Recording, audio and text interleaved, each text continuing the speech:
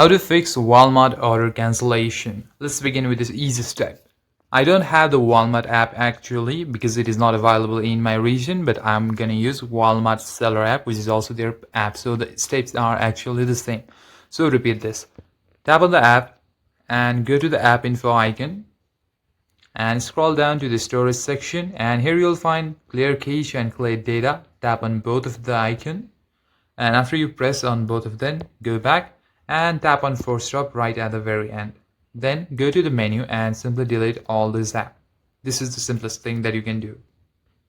Then fix payment issues and verification by ensuring that you have your credit card, debit card or PayPal information, everything is correct, and that the billing address exactly matches your bank's account. Log into your Walmart account to review these details. Sometimes Walmart strictly prohibits using Walmart gift cards to buy other third-party gift cards like Xbox, PlayStation or Uber online. Your order will be cancelled if you attempt this. You can also contact your bank to resolve any temporary authorization holds placed on your account.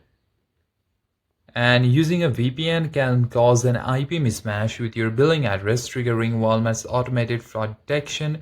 So make sure to turn off all of your VPNs and try placing the order again.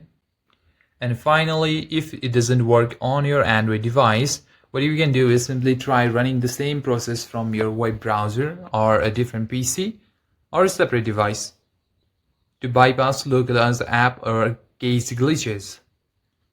And for any other further queries, the Walmart Help Center is always available. You can directly contact them for any support. And that's it, guys. Thank you for watching this video. I hope your problem gets fixed.